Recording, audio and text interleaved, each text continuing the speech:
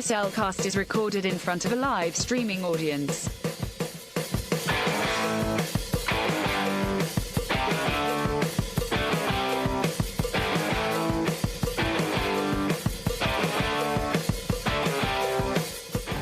Hello and welcome to another episode of The Cellcast. Joining me today is a man who, I'm trying to figure out why he's now a mix between a chicken and an axe. Deedlitz. Welcome, Jacob. Pop, pop, pop. It's like, Deedlit, let's do something about this, please. You're like, I can't. Feel like I just, yeah. Sure thing, Deedlit. I believe you didn't do it. Mm-hmm. Yeah, now all of a sudden I have this urge to chop down a tree and peck at it. Okay. Not George Washington. No, definitely not George Washington. Deedlit, get me out of this. She says, hang on. I don't have a ray gun. A sound effect yet. Throw it in there later. Okay. Jeez. Why do I always get picked on by Deedlit? Why? Oh, your gun only works on Jacob. Well, point that at Drew next time. No, it only works on Jacob. It only works on me? Why is it only working on Jacob? It's a mystery of the ages. Fine, you don't want to tell us, you don't have to. Oh, okay. The plot thickens. Anyways, why thank you? Now I'm back to my normal, non-feathered self. Let me introduce our co-host, a man who would, if he could only get rid of this second head on his shoulders, his life would be much better. Welcome, Drew. Yeah, but then I can't hold a conversation with people. You know, sometimes the best conversations you have during the day Are by yourself. Are with yourself. Yeah, agreed. And that doesn't mean you're crazy. But he may be right. I may be crazy. But it just may be a lunatic you're looking for. Okay. Tonight, we're reviewing Quest for Camelot. You'll note that I did not play the bad movie theme, and that's for a good reason. Yes. I can't play the bad movie theme for this one, because it's not a bad film. No. But it's not a great film, nor is it a terrible We'll get to it. We'll get to it. It's not a fuck baby movie. It's like, seriously, that chicken's still there. Where is it? In fact, why don't we go ahead and jump into our spoiler-free review? We're gone. Woof. Certified fresh and spoiler free. So now you're a dog chicken? Apparently. Woof, bark. Oh, that's his own fault. You didn't do that? Sure, Deedlit, sure. Anyway, this Now is my my cannibalism. Where's the chicken? This is my first viewing of this film. My only other pre-knowledge of this was from a Nostalgia Critic review. And it's been a long time since I'd even seen that review. So I was going into this thinking, this is probably going to be a bit cringeworthy, because I don't remember anyone ever talking about this film.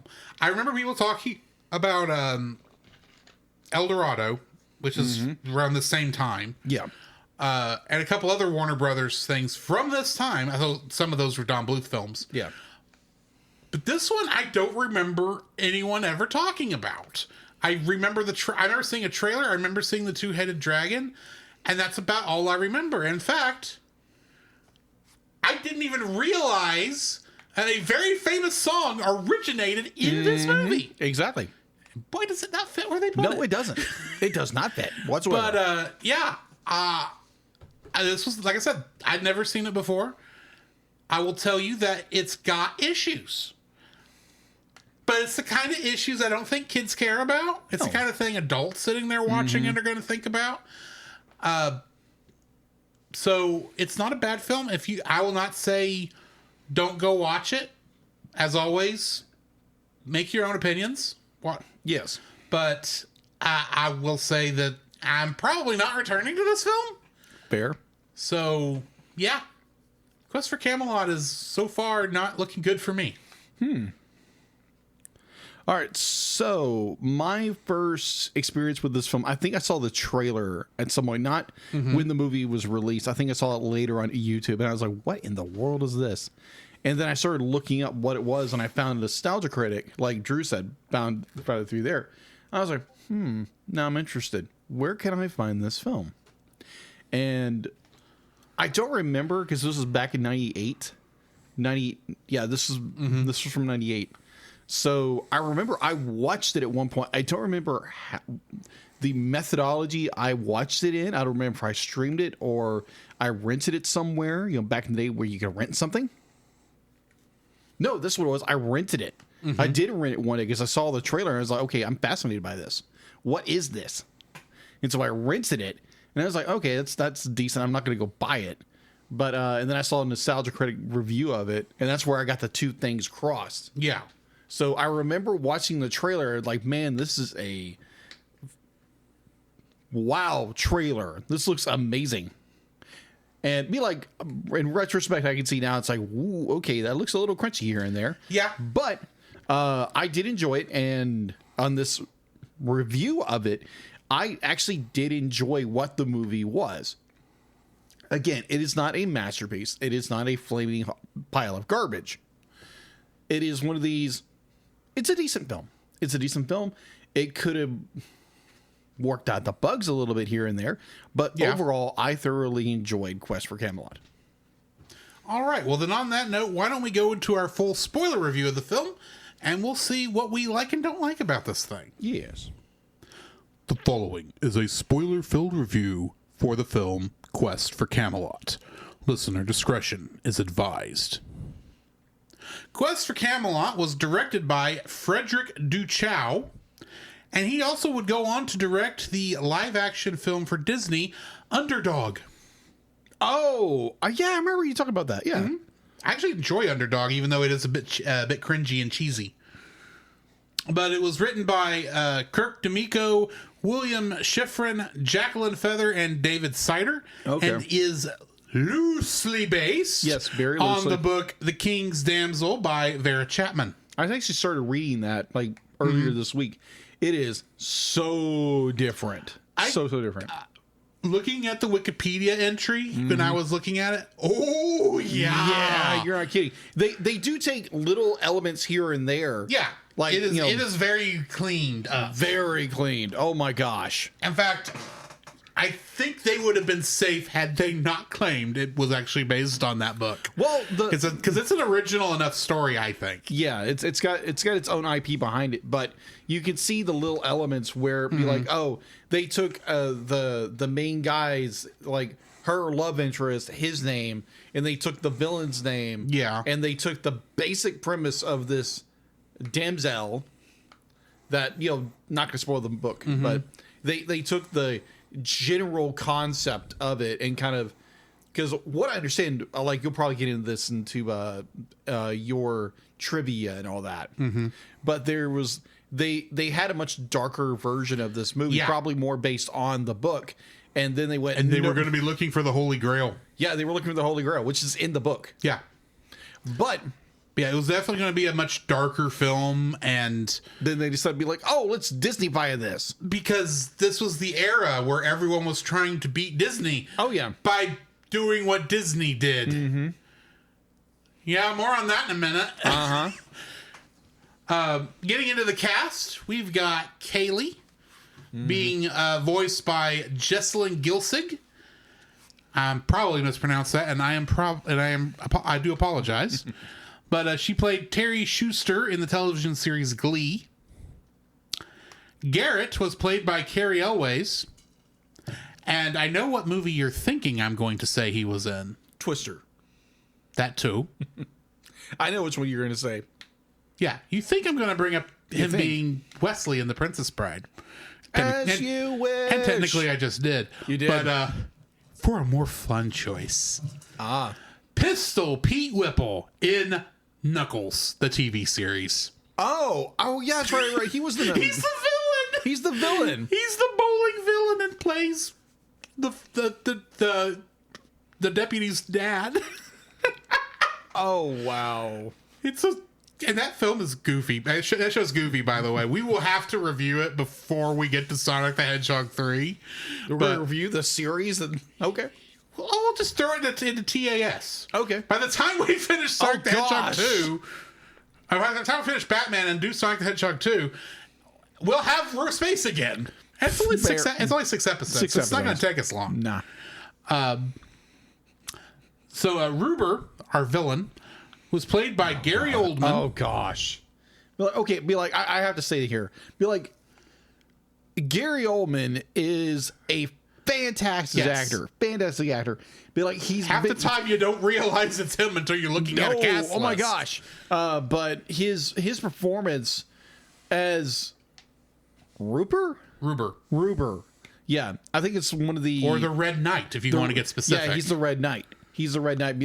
Also, Ruber is a character in the book. Or the obvious villain knight at the round table because he's the only one who looks evil. Oh my gosh. The first time you see this character, it's a close-up shot and he's just his eyes tweaking. It's like twitching. It's like everyone else is clean shaven and looks like they could be he's Superman's double. And this guy looks like the Huns, the main Hun dude from Mulan. Oh my gosh. You're not kidding, but yeah, this is not our dislikes of the film. You fool, now all of England knows we're here. But it's set in Scotland. Or Ireland, sorry, Ireland.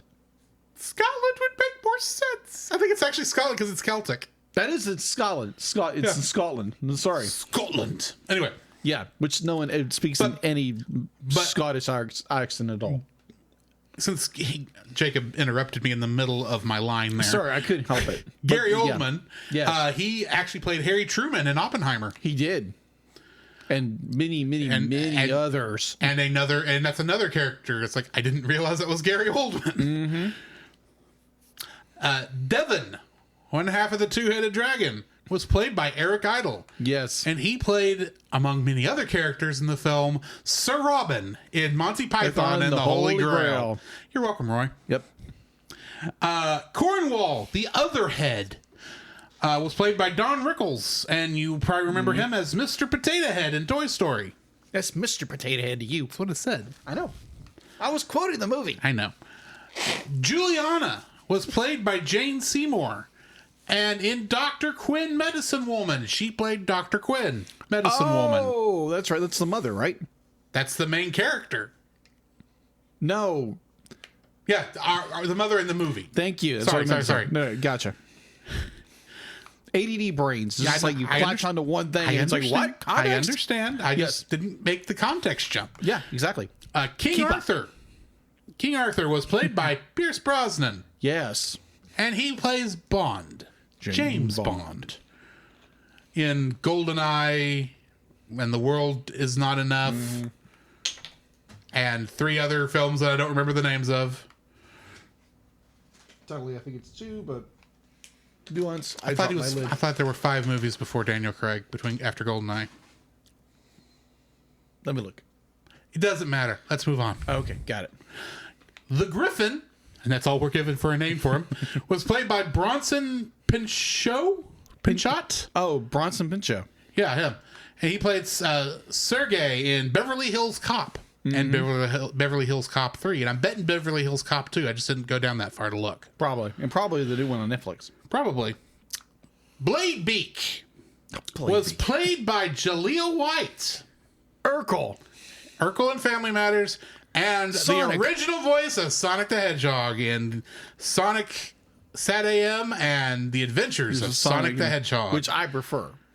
Because I thought it was cooler. You would prefer the goofy one. The comedic one. No. The one you're thinking of is Sat AM. No, I thought it was...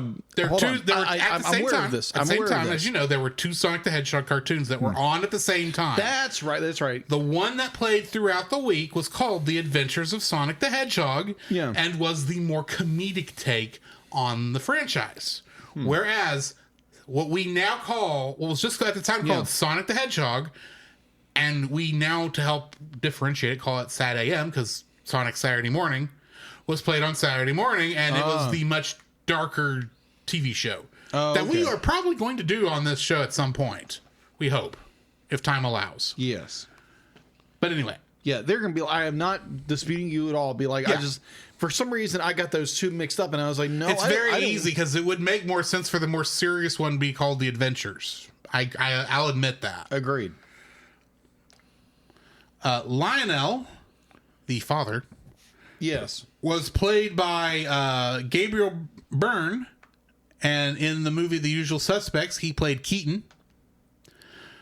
Merlin was played by Sir John Gielgud, and he played the character of Beddoes in Murder on the Orient Express 1974. That version. And lastly, Aiden was played by Frank Welker. And Which is the bird's name in the book. in the live action Aladdin film, and I think in the cartoon one also, he was the Cave of Wonders. Oh, yeah. Oh, you were talking about Frank Welker. Frank Welker. Yeah, also he played Abu. He also Yes, he was played Abu. Raja. Right, yeah. He had a lot of roles in that A film. lot of roles back in the 90s. But I think I'd already mentioned Abu and Raja, so Yes, you I've did. probably mentioned the Cave of Wonders too. You have. But with Frank Welker, I am trying to use stuff that is not common, and I Yes. just knew I'd pulled Fred Jones a lot recently. Yes.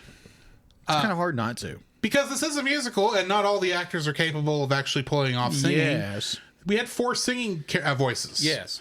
For Kaylee's singing voice, we have Andrea Corr. Garrett's singing voice was Brian White. King Arthur's singing voice was Steve Perry, and Juliana was singing voice was Celine Dion. And then Celine Dion went on to perform that song, the prayer, Mother's Prayer, I think. The prayer. And that song blew With Josh up Groban. And that song blew up far more I'm sorry. than the movie did. Yeah. Yeah, because that song itself. In fact, that song actually was nominated, if it didn't win, an Academy Award that year. Yes. Whereas the movie didn't. That was about the only thing the movie was even had any honors for being honest. Yes. Kingdom Hearts connections. Oh my gosh. How many do you think we have? So this is a movie that's based in was made in 1998. Mm-hmm. So with all that, probably I'm gonna go like a good. Don't tell me if I'm high or low. Just let me be like if I hit it, let's go. Okay. 6. Nope. Oh, okay. What was it? 3. 3. Okay. It was 3. We had, of course, Frank Welker, who was Aiden in this, and was Experiment 221 Sparky in Kingdom Hearts. Jess Harnell was additional voices in this, and would play Dr. Finkelstein and Locke in Kingdom Hearts. And Paul Eading, who was additional voices in this, played Colonel Roy Campbell in Super Smash Bros. Ultimate. Gotcha. And that's all the Kingdom Hearts connections. What do we got in info and stuff? All right. So before that, I wanted to bring some. We brought up the song "The Prayer." Yes. That song won a Golden Globe for Best Original Song. It was nominated by the Academy Awards for Best Original Song. Yeah, the movie didn't do well in theaters, But that song the did. song hit hard. All right, so info and stuff. If I get to my notes, there we go. Buck. That's stupid chicken. All right. Don't mock me. How do you know that wasn't the chicken? Chop, chop, chop, chop. You're not a chicken metal thing anymore.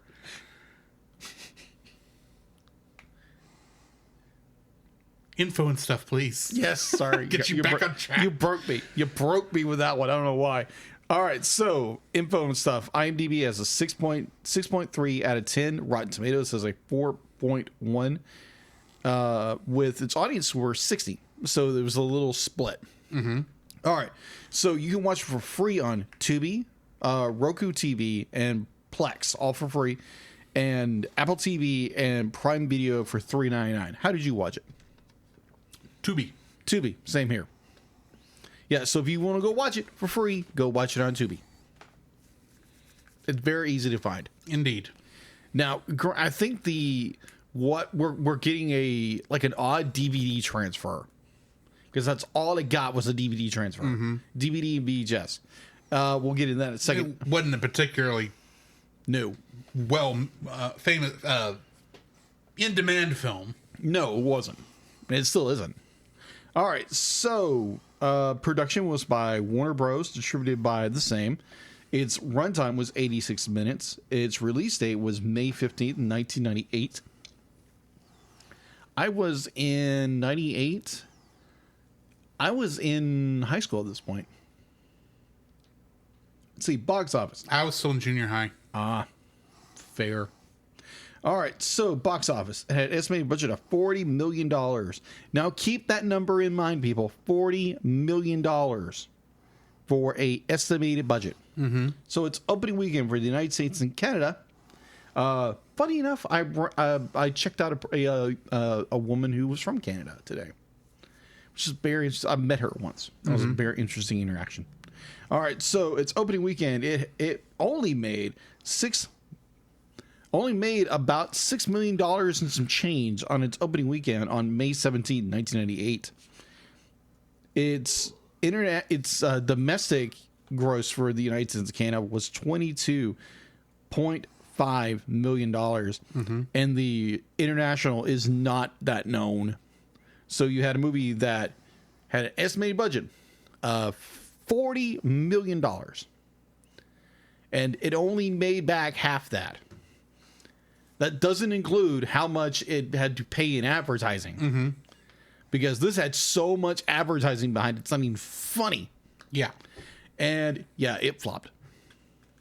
But nowadays it's a cult classic, because apparently people absolutely just love. Yeah, because you posted watching this on your Facebook. Yeah. And you got like a very large positive response. Very large. Which surprised me, if we're being honest. Yeah. I had already watched the film by that point. Yeah.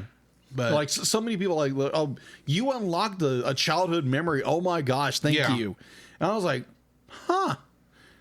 Again, I was in high school by this point. Nostalgia's a very powerful thing. It's a very powerful drug. Let's just say that. All right, so going into home release. Quest for Camelot was released on VHS and DVD by Warner Home Video in the United States and Canada on October 13th to 1998. The VHS release included a teaser trailer for The King and I, which would come out in 1999, and the Tom and Jerry movie cartoon, The Two Musketeers. Oh, I'm thinking of a different. The Two Mouseketeers. I was thinking you were talking about the Tom and Jerry movie where they first talked. No. Sorry. Bad reaction. I triggered Drew by mistake. Incorrect reaction. Yes. While the DVD included several making of documentaries, including interviews with filmmakers and casts, and a music video where I Stand Alone. I think there's a lot of songs in this movie that are done very well outside of the movie. Yeah. Let's see. To help promote the home video release of this film, Warner partnered with Axe 2 Popcorn, Smuckers. Yeah, Smuckers. Yeah, the jam. Now, for some reason, I want jam, even though I don't like jam. American Express, Continental Airways, Best West Hotels, Coinstar, of all things, Coinstar. That was that thing back in the day. And UNICEF, which advertised its trick-or-treat donation box before Halloween arrived. Other promotions with the purchase of every video included a free Devon and Cornwall pendant, a mail-in order for a 14-inch Devon and Cornwall stuffed toy, and a Warner Bros. 75th anniversary savings booklet worth over $150 in special offers and valuable savings. So that's all I have for info and stuff. All right. This thing never got a Blu-ray release. And that is pretty sad. But yeah. And now, since it probably will never get one because of Zuckerberg? Zuckerberg? Is that his name? Zaslav. Zaslav! I literally am confusing it with the meme I actually pulled this from. Did you know I pulled that from something? Yeah, I know. Yeah, from Dinkelberg. For people who know Fairly Odd Parents. Anyway, getting into the summary. Yeah. Set in a Celtic mythology, Sir Lionel is a knight of the Round Table who is killed foiling an assassination attempt on King Arthur by the evil Sir Ruber, who is then driven off by Excalibur, Arthur's sword. Later, while at Lionel's funeral, Arthur tells Lionel's daughter Kaylee and his widow Juliana that they will always be welcome at Camelot. Kaylee dreams of becoming a knight like her father and trains herself while working on their farm. He steals Excalibur and injures Arthur. Merlin's pet falcon, Aiden, attacks the griffin, causing it to drop the sword into the Forbidden Forest. The griffin is driven away by the forest's sentient trees. When Kaylee hears the news, she plans to search for Excalibur herself, which leads to an argument with her mother. Ruber attacks the farm and captures Kaylee and Juliana, planning to use them to gain entry to Camelot. He uses a potion he got from some witches to fuse his henchmen with their weapons and a henpecked rooster named Bladebeak. After hearing Ruber's plans, Kaylee escapes and heads to the forest, pursued by the Steel Men and Bladebeak. Once in the forest, Kaylee is saved by Garrett, a blind hermit, and Aiden. They decide to search for Excalibur, and Kaylee persuades him to join her on the quest. Ruber learns of this from Bladebeak and decides to follow them in order to obtain Excalibur. Kaylee and Garrett encounter a wisecracking two-headed dragon named Devon and Cornwall, whose two heads cannot stand each other and dream of being separated, and neither can fly nor breathe fire. They escape from a group of attacking dragons who are taken out by Ruber and his henchmen, and Devon and Cornwall join their quest. During a night of rest, much to Kaylee's reluctance, Garrett reveals he was once a stable boy in Camelot and dreamt of becoming a knight. He was kicked in the head while saving the horses from a fire, causing his blindness. Following the accident, Sir Lionel still believed in Garrett and trained him personally. Garrett teaches Kaylee more about the forest, including the existence of magical healing plants. The next day, they only find the belt and scabbard of Excalibur in a giant footprint. Kaylee's frustrated ranting causes Garrett to miss Aiden's signal, and he is injured by Ruber's men. Kaylee uses the sentient trees to trap Ruber and his men and escorts Garrett into a remote cave where she uses a healing plant to heal Garrett's wounds. Kaylee and Garrett reconcile and profess their love for each other. The next day, the group goes into a giant cave where a rock-like ogre holds Excalibur, using it as a toothpick. They recover Excalibur and flee from Ruber in the process. And then Ruber gets sat on by the giant troll butt. Yeah. And then somehow he's slung... The ogre's butt. The ogre's butt. And I am very tempted to make that the name of this episode. The ogre's butt. The ogre's butt. After reaching the end of the forest, Garrett decides to stay behind, claiming he does not belong in Camelot, and gives Excalibur to Kaylee, and Ruber captures Kaylee, takes Excalibur, and melds it to his right arm before imprisoning Kaylee in the wagon with Juliana. Devon and Cornwall, who witness this, rush to Garrett and convince him to save Kaylee. By working together for the first time, Devon and Cornwall are able to fly and breathe fire, and they fly Garrett to Camelot. Bladebeak reconciles with his constantly henpecking hen and frees Kaylee from her ropes, and she warns the guards of Ruber's trap, exposing him and his steel men. Garrett, Devon, and Cornwall arrive shortly after and come to her aid. Kaylee and Garrett enter the castle while Devon and Cornwall rescue Aiden from the griffin by breathing fire at the creature. Inside, Kaylee and Garrett find Ruber attempting to kill Arthur with Excalibur. They intervene and trick Ruber into returning Excalibur to its stone, causing its magic to vaporize Ruber, revert his henchmen, including Bladebeak, back to normal, and temporarily separate Devon and Cornwall, but they decide to end up back together again. Later, when Camelot and Excalibur are restored to their former glory, Kaylee and Garrett marry and become Knights of the Round Table before they ride off into the distance together on their horse. Getting into the trivia for this... Bill Croyer, the original director of the movie, intended to make a darker movie, more faithful in tone to the original book, following the phenomenal success of the movies of the Disney Renaissance. Warner Brothers, among many other studios, moved into Warner Brothers Feature Animation, hoping to replicate similar successes with their own animated movies. At Warner Brothers' behest, Croyer's vision for the movie was rejected in favor of a more Disney animated musical movie style, and the movie was put into production before the story was even finalized. The complex plot and dark nature of the novel, The King's Damsel, was replaced with several animation trademarks of the 1990s era. Musical numbers, a strong female heroine, a power-hungry antagonist who wants to usurp the kingdom, a romantic subplot where the couple lives happily ever after, talking animal sidekicks, and family-friendly comedy gags. Ruber's potion bottle says Acme on it. Oh, it does. You are not thus making the first bad product by the Acme Corporation, in which they are entitled to be sued by a coyote. Zaslav! Release Coyote versus Acme, please. We just want to watch it. That's all we want to say. That's all we want. It may be bad. I doubt it. But please release it. The scantily clad girl who briefly appears during Devon and Cornwall's song is Red Hot Riding Hood, featured in the MGM cartoon Red Hot Riding Hood from 1943. Yeah, isn't that a Tex Avery? And several other 1940s MGM Cartoon Studios cartoons. I think it is Tex Avery, but don't quote me on that. But it was definitely one of the MGM era cartoons. Yes. So this was being made along the lines of Tom and Jerry at the time. So that studio. Yeah. When Kaylee and Garrett are knighted, she wears a completed version of the dress that her mother tried to get her to wear at the beginning of the film. Yes. And lastly, Christopher Reeve was originally cast as King Arthur. Yes. And so we had lost Superman as the king and got James Bond. Admittedly, James Bond does kind of fit the British he's English. Setting better. Yeah, but he's English. Which that's like British Isles. Yeah, it's the British Isles, but it's just Scottish.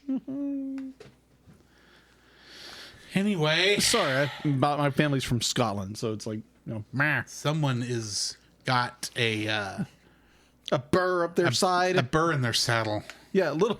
I don't see a burr in my saddle. It's just like, come on, people, at least try to do the accent a little bit. Nope. So here's the thing. King Arthur is not Scottish. No, he's not. No, I mean, the character is not Scottish. He's British. I know. Lionel may be Scottish. Yeah. So I will give you that, but it doesn't make sense for James Bond or for Pierce Brosnan, a Scottish person, to play King Arthur if he's British. That is true. That's all I'm trying to get at. Okay, fair. Because Camelot is supposed to, actually, if we're being honest, I think Camelot is London. Yeah, it's supposed to be in England. It's supposed to be in England, so yeah. There's been different adaptations of the King Arthur lore is wacky. Yeah, it is if wacky. You go and look into it, because there's so many different versions. Oh yeah, there's parts of where it was in England, and other parts it was in Scotland. Sometimes it was in Ireland. Sometimes Robin Hood is in the same universe. Sometimes he isn't. Or I've heard one where it'd be like, oh, it was in the United States, because everything was in the United States. President Arthur. President Arthur. I want to see this film now. Well, there was a President Arthur. You know what I'm... Yes. You know what I mean. Yes, I'm aware. What's your first like for this film? Oh, my gosh. Yes. In general, the theme of the movie I thought was very well done. The idea of a young girl having to go on this great journey, and the cast of characters that that are assembled throughout the course of the story. I do enjoy that as a theme, as a story, because it's a very very classic, very classic story that does build off the original novel. But obviously it's much different than a novel. Overall, I enjoy the theme of this. I mean, it's like you have not overcoming anything. I just enjoy the movie. I really enjoy it. I really enjoy the theme of this. I enjoy the characters. Some of the character designs, it has great creative things about it, but the theme, just where Kaylee starts, be like her past and like how that defined her and what leads to the quest for Excalibur. Why does Excalibur this? And don't get me started in the villain. Don't get me started in the villain, because that's going to go right into my dislikes. But the theme, I really enjoyed the theme of this movie. What's your first like? My first like for this actually is Kaylee. Okay, I get it.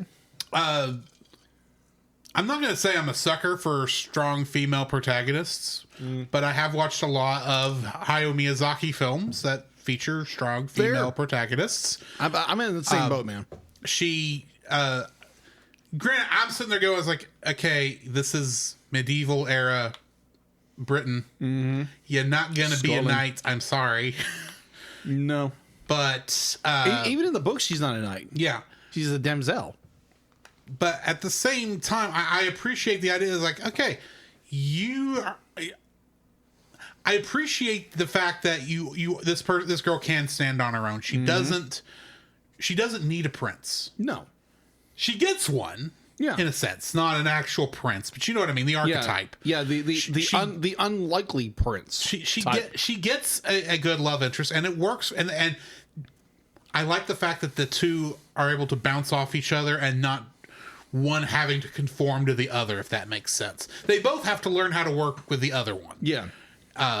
But I do appreciate this character. She's done very well. She's got her own strengths and weaknesses. Mm-hmm. About the time you think she's got it, about the time she starts to feel a little Mary Sue, she'll then forget that Garrett's blind. Yes. And go, oh yeah. It's like, and I'm sitting there going, it's like, he's trying to listen. Shut up, Kaylee. And so I appreciate she's got good flaws. She's got her own strengths. Mm-hmm. She was able to save Excalibur, for crying out loud, which is what she set out to do. She had to get help from Garrett, of course, and Garrett was able to save her, even though he was blind. And I'll get more into my thoughts on Garrett here in a minute. But Kaylee is my first like for this film because she was a very likable protagonist, and it didn't feel like someone was trying to shove a feminist message down my throat with her. Fair. Which would have been very easy for them to do. Agreed. I also, myself personally, I really enjoyed the character of Kaylee. You have a very strong female character who goes on this grand adventure. It's not, like you said, it's not very much of a feminist view of a character. But it has more of this. It's the Sailor Moon effect. Yeah, it's more of a Sailor Moon effect. Yeah, it's not. She's still a woman. She is using her womanly. She's able to use her femininity to her advantage. Sorry, that's a hard word to say. Fair. But she's not having to be a man to be the hero, which is most of my problem with most of these feminist heroes is that they are men in skirts, basically. Yes. In terms of archetype. Yeah, agreed. This is still a woman. Yeah, and that's what I appreciate. She's still a girl. She's a flawed character. She doesn't have everything right. She does make mistakes. Mm-hmm. And that's what I like about it. You have a strong character who has flaws. You see them on display. And I think again there may have been something that was left out in this movie that could have been so much greater. But I'll get that in my dislikes later. Yeah. But I do like the archetype of Kaylee. So going into my second like, I know Drew may not like this one, but I enjoyed it. I like the comedy of this movie. I'm fine with the comedy of this movie. That's not my issue. All right. So for me, the comedy in this because I was floored by the comedy. I was like, wait, hold on. This is actually kind of funny. Because I'm thinking oh, great. We're going to get these,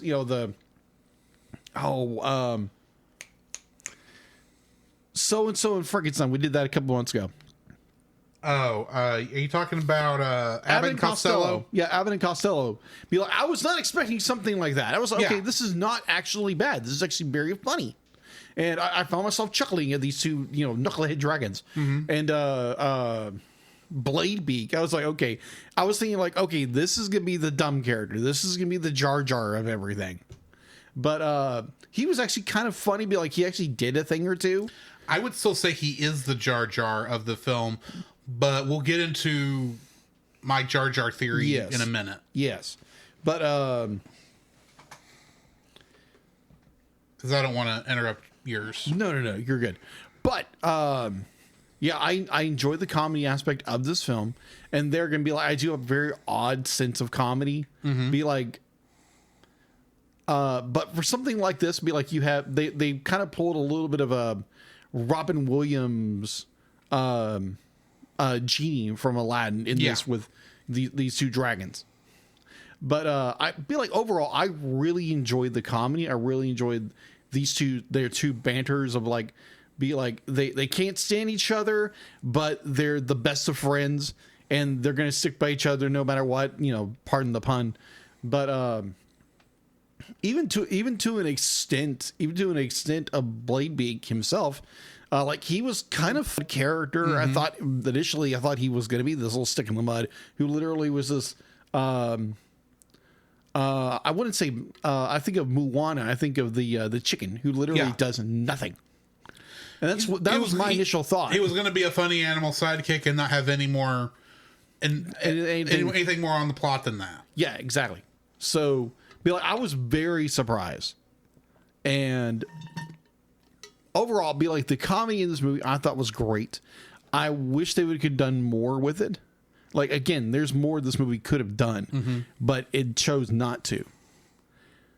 But overall, I enjoy the comedy of this movie. So what is your second dislike? No, my second like. Second like, that's what I meant to say. I said dislike, right? You did say dislike. Wow, I'm jumping ahead. Yeah.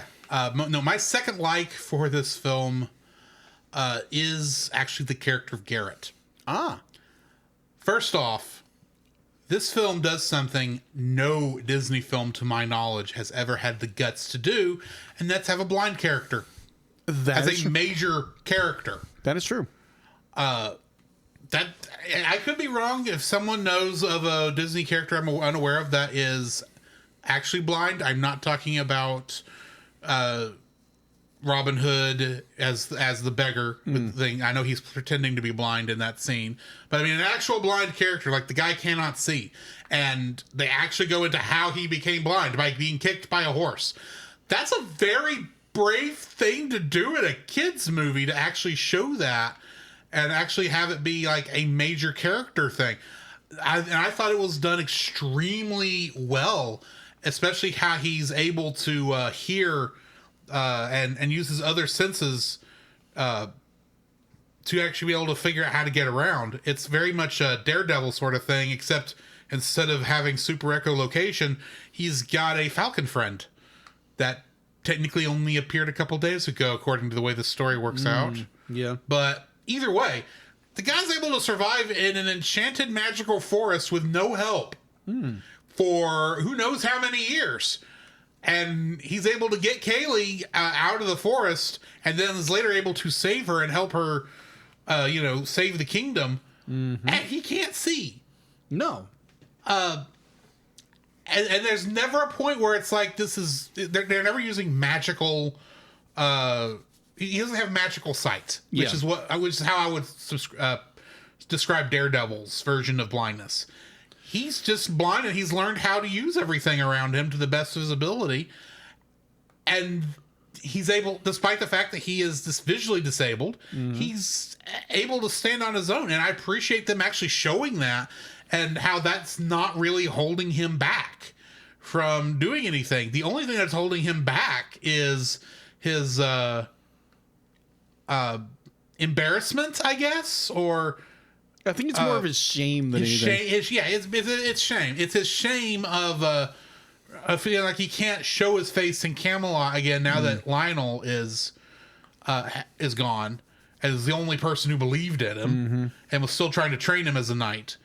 So that's the flaw he has to get over. He's thinking he doesn't deserve to be around anyone. That's the whole point of his song about how he's standing alone, and even though he kind of gives into her quests like very quickly. Getting into more of that here in a minute when we get to dislikes, but yeah, Garrett's like the fact that he has what should be what would be very tempting to make the character weak. They use that as a strength, and I really, really appreciate that. Yeah, agreed. Be like there's something about like having a character with a quote unquote a disability, because it doesn't really hinder him. No, like Drew said, be like he's kind of like a daredevil character. He's able to. It took him a little bit probably to learn how to operate that way, because he started sighted, but yeah, the fact that he's now he's not letting it hold him down. Sorry. Yeah, I agree. Be like it's very fascinating when they do that. When they do something like they take an interesting choice, they do something bold, and give a character a disability like that. Maybe they're wheelchair bound or something like that. Maybe they're crippled in some capacity, and it's not a woe is me, everyone look at me kind of character. It's a character like Gareth is just like he realizes his limitations. He feels like he's isolated himself because he no longer feels like he has a place. But Kaylee just tries to convince him the entire time. It's like, no, you are. But like, oh, I could never be a knight. Could never be a knight because I can't see. It's like, well, sight doesn't make you what makes you a knight doesn't mean you can't see. Yeah. And obviously at the end of the film we see that. Not pun intended, but yeah, I enjoy the character as well. So what's your third like? My third like for this movie, and this is going to be a little bit odd, is some of the songs. Be like, there again, be like the one song, The Prayer, be like, is a beautiful song. Oh yeah, do not get me wrong. It does not match where it's supposed to be. Be like, we understand why Kaylee's mom is singing this. But it again, does not fit the action. No, it doesn't fit the action of the song. And again, Celine Dion does a beautiful job with this song. Like, do not get me wrong. I think the first, I mean, like I had heard, because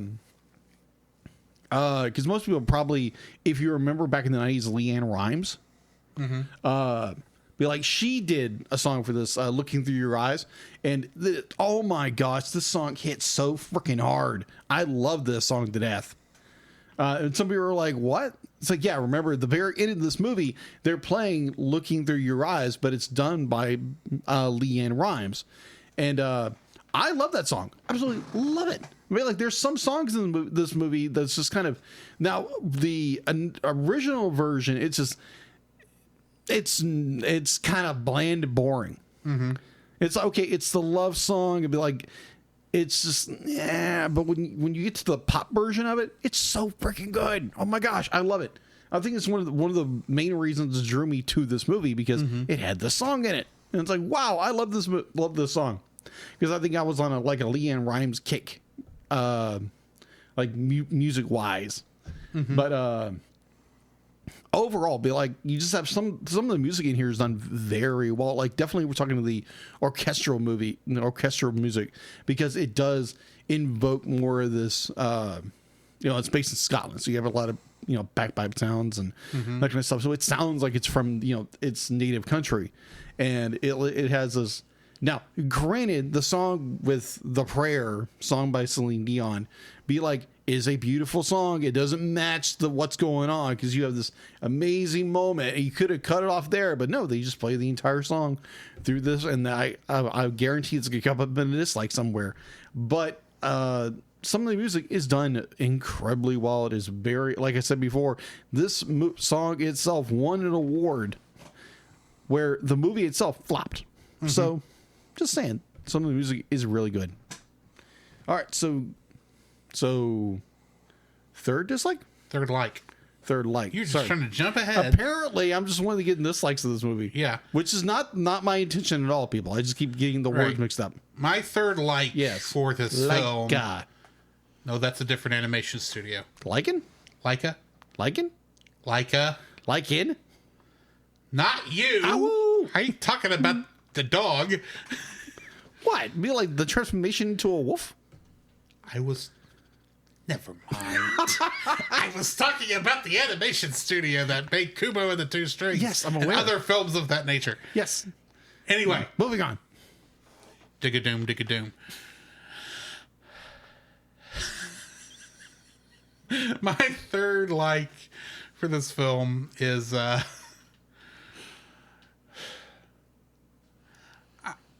appreciate that this is a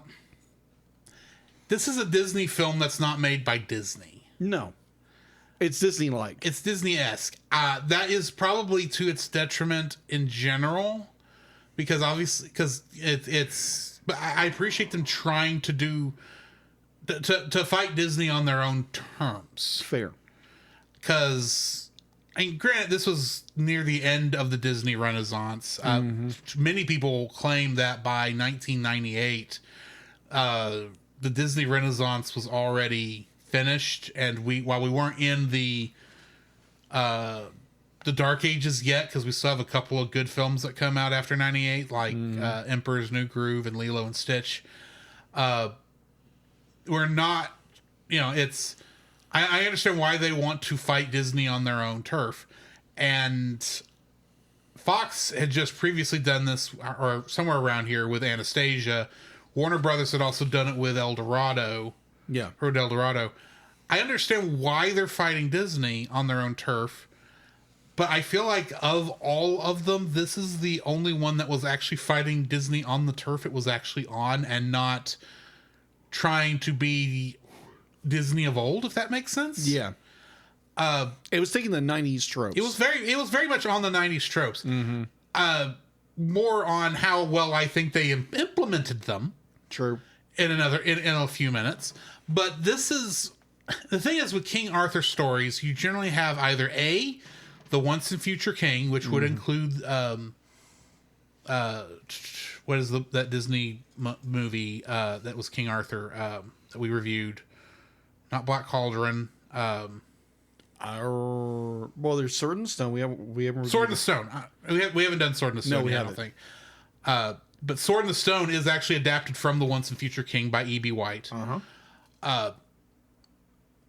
But the thing is that besides King Arthur stories, always seem to be the ones that people that since they don't actually have to pay anybody. No. It's like, oh, we want to do a generic action film that's set in the medieval era, or maybe not an action film, but an adventure film. We'll give it to King Arthur. Yeah. Because we don't have to pay anyone for that, because it's all public domain and everyone knows who it is, and for some reason it never works as well as one hopes.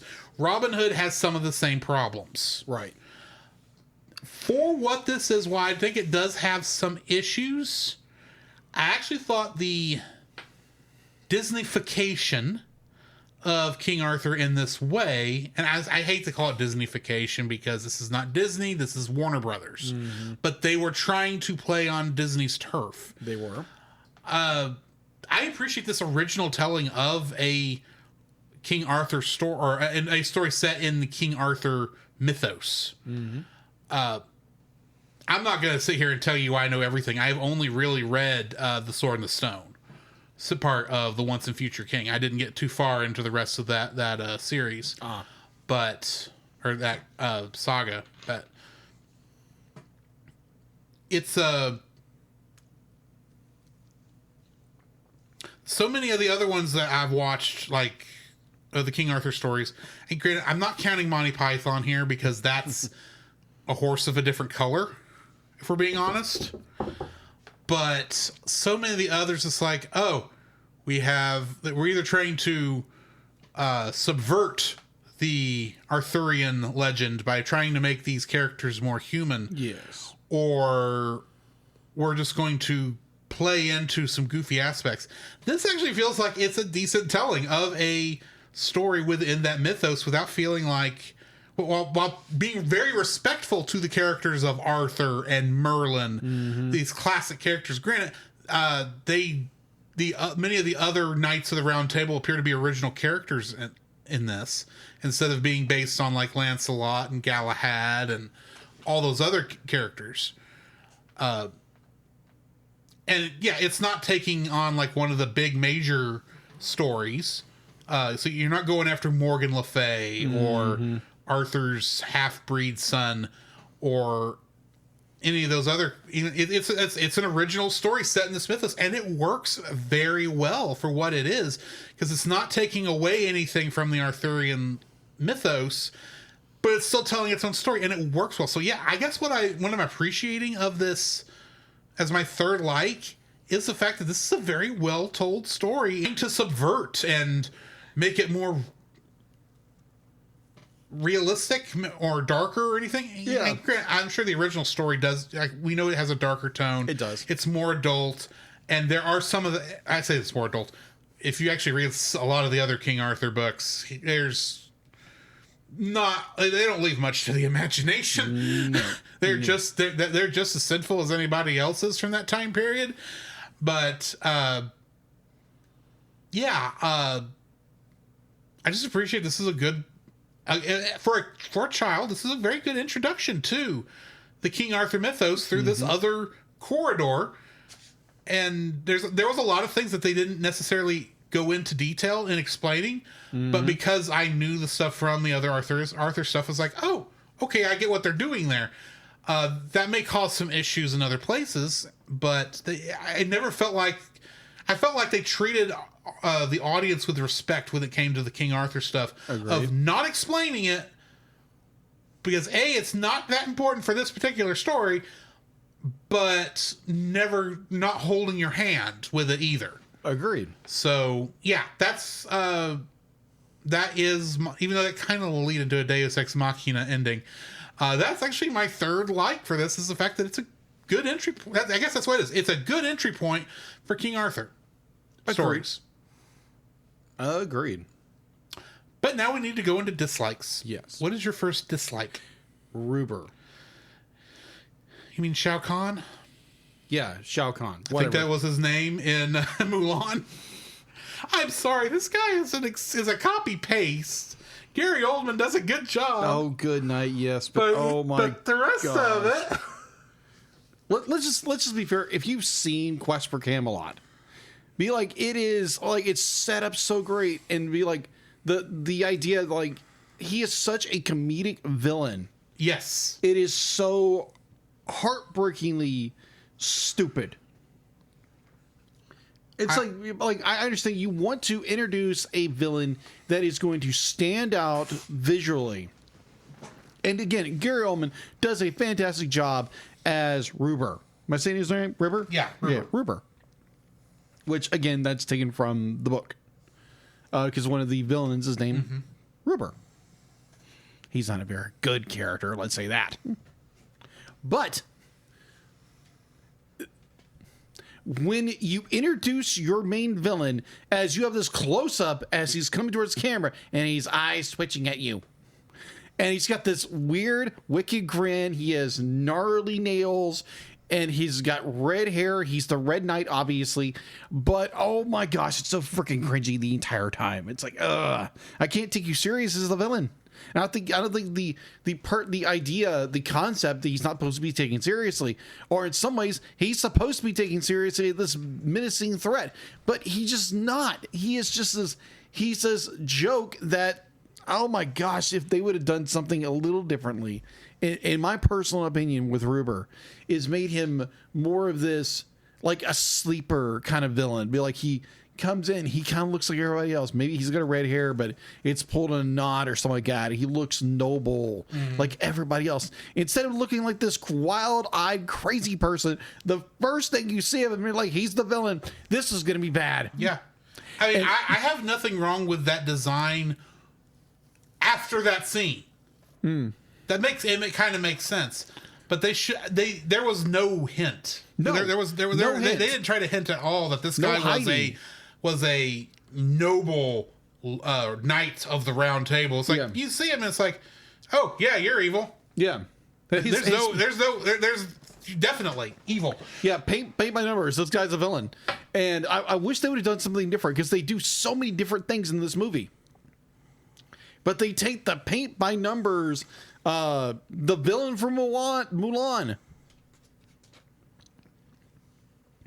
kind of this brooding, bulky villain.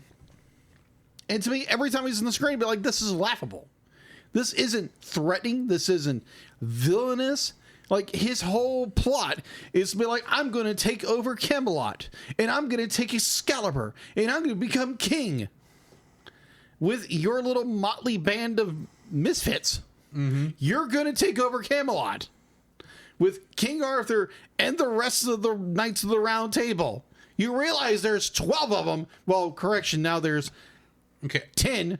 I had the name wrong for the villain of Mulan. It was Shan Yu. Yeah, Shan Yu. That's right. Yeah. Sorry. Shan Yu. Kind of a Shan But Yu. he's definitely Shan Yu. Well, the fact that like these both movies came out in 1998. Oh yeah, that's like somebody saw the original that design and says, "Ooh, that's going to be popular." Yeah. He's a villain character. Let's do that same thing. It's like, except we'll make him Scottish instead of Hunnish. Yeah. It's basically the same character design. Be like, do not get me wrong. Be like, again, it's Gary Oldman. Gary Oldman always plays a really good villain. Oh yeah, he does a good job as the villain. It's just the rest of it is the execution of the characters is like, really?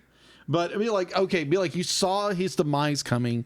Be like, it's granted, be like, if there are people out there who are, oh my gosh, I love the guy as a villain, great. Be like, you are right. You have a right to your opinion. Be like, if you haven't watched the movie in 20 years, you might go and rewatch it. Just saying, because you may not no longer have that nostalgia feel when it comes to Ruber. Yeah. Now, if he was more based off the character from the book, yeah, that'd be more of a villain. Right. Just saying. I'm not gonna get into it there, but he's a bad dude. Like, that's more of a villain. I know what you're referring to because that came up in the Wikipedia article. Yeah, it did. So, and he comes back up in the book. Well, I imagine he does. Yeah. But be like, now, granted, if they would have taken that character minus that really sleazy part of what he did earlier on in the book, be like, yeah, that'd be a villain. Oh my gosh, yes. Give me that character instead of this cheesy, oh my gosh, I'm a villain, but I can't be taken seriously because I'm over designed to look like a villain with the spikes and everything. It's the 90s. It's not the early 90s, it's the late 90s, but still I'm like, oh my gosh, really? Come on. This was a joke and a half. Be like, I'm thinking this was like, oh yeah, this is a cool villain to design. It's not. Well, it was in Mulan. Yeah, it was a cool design in Mulan. It didn't work here, here, people. It didn't work because Mulan was able to have it stayed around more. He didn't talk like the villain in Mulan. Barely talks. Didn't talk barely. This guy doesn't know when to shut up. No offense to Gary Oldman. You know, but okay, I'm gonna jump off this because this is my first dislike also. Okay, go ahead. And no offense, I have to say something. Okay, go ahead. I was gonna ramble for another 10 minutes, but go ahead. I know you were. Like, I could tell. I was gonna have to jump in at some point anyway. Go ahead. But yeah, this dude. First off, we've already talked about his design. Bad. He's basically Shan Yu from Mulan. He's definitely Shan Yu works because he's the quiet, silent villain. He's a silent force that's coming on everyone. So he can be a little shallow because he's representative of a much larger darkness descending upon Mulan and the army and the empire. Here, he is one guy. All of his goons are people he forcibly transformed into soldiers with his magic potion that he got off of some witches. That's literally the only backstory for that. Is he got this potion off of some witches. His goal is to sneak in to Camelot. Yes. And he would have had Excalibur had the Griffin done what it was supposed to do and not drop it into the forest. Had Aiden not stopped the Griffin from getting away with it. But this was his big plan, was I'll have Excalibur molded onto my hand so I can never drop it, and I shall be the next king of England. And I'm going, I don't remember exactly how the Arthurian mythos works. Yeah, no. Or how Excalibur fits into it, but I think only the sword's chosen wielder actually is the king of the Britons. Yes. And That's no one else can wield Excalibur. That is exactly why I believe in the Arthurian legend, when King Arthur, steps down from the throne, he returns the sword to the lake that he got it, the Lady of the Lake was from, because no one else could wield the sword.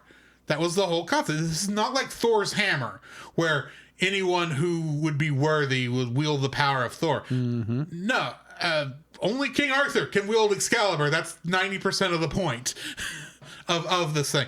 Yes, it's a magic sword that King Arthur's going to have with it. So, yeah, you holding on to Excalibur, that's not going to do much good. Secondly, you're welding yourself to a magical sword that you do not know what its capabilities are. You know what this guy's problem is? He's an idiot. He's an idiot. And here's the thing. Not the brightest blade in the bulb. I don't mind I don't mind. You know what I mean. I don't mind idiot villains.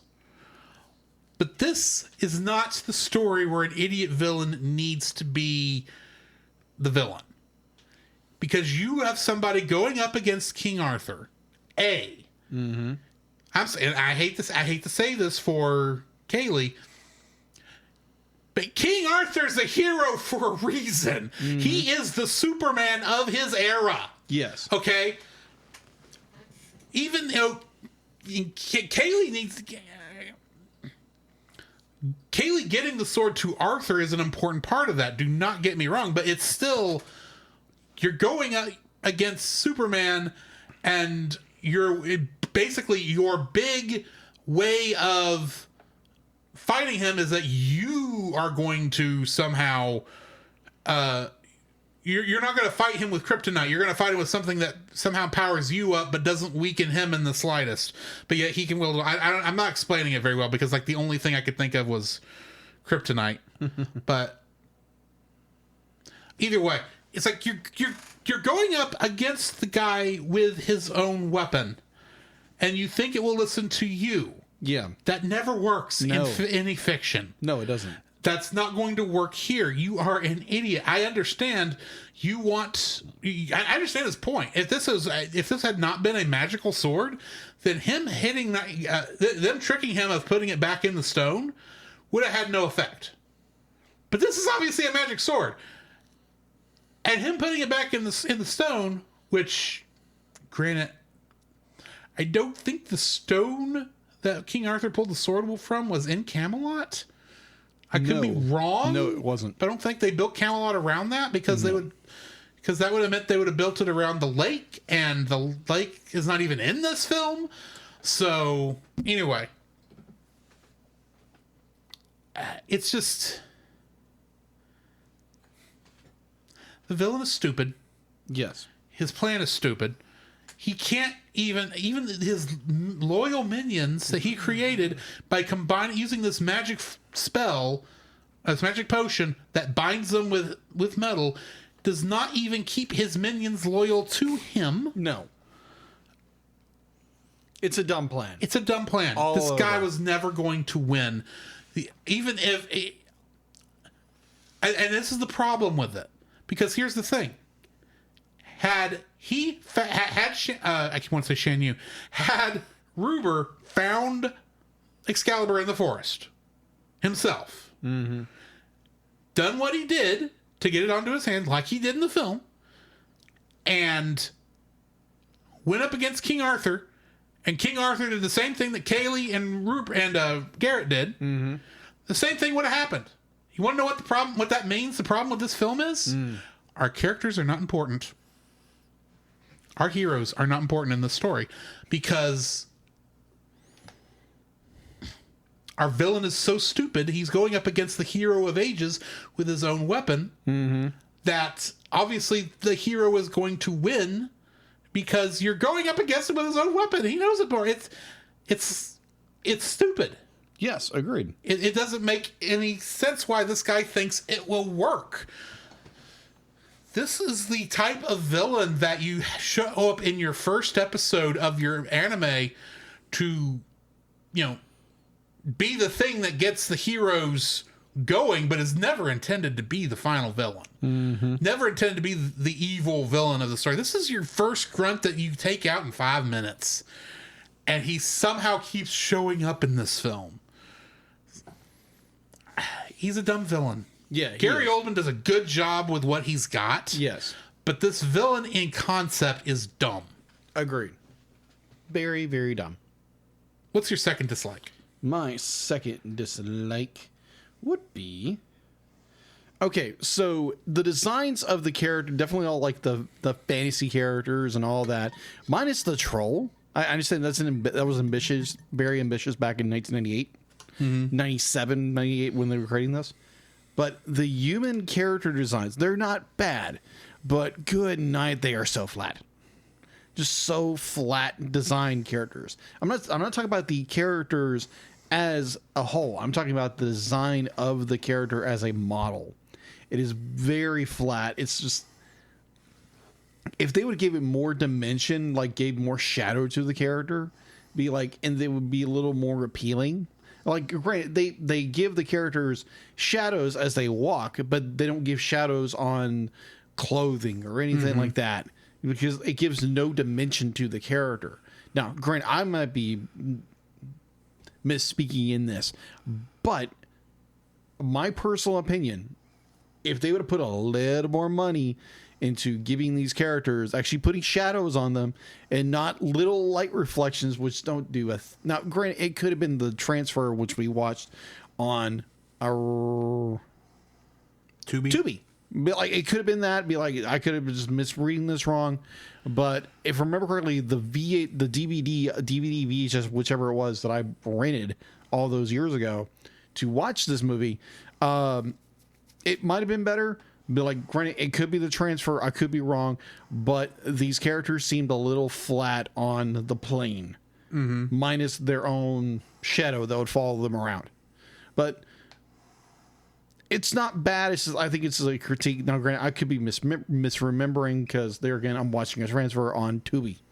It's not a high definition transfer. It's not HD. It is below standard edition. But yeah, that's a nitpick. So that is my second, is the character's flatness, or at least the human character flatness. All the other characters are nice and colorful and everything like that, except for our main cast of human characters. Even Blade Beak has definition. These human characters don't have definition. Yeah. That is all I'm going to say about that. So what is your second? Yes. Dislike. My second dislike is how many times things happen in this film for the sole reason that the plot required it to happen. Okay. There's just so many times where it's like, I say it that way. It's more like something happens and it's treated as if this is like there's nothing. No, like I should have expected it to happen. Like they're in the quote unquote enchanted forest. Oh yeah. And yeah, I follow the logic behind what I'm seeing on there, and I can keep up with why Garrett's able to get through there without having any issue and why she's having trouble. But there's no reason for like half of that stuff to just happen because it happens. Blade Beak's reversal from being with the villains to being a good character just happens. It does. There's like maybe an explanation if you're paying attention, and you kind of see him and his hen wife make up, but then why is the hen in the carriage to begin with?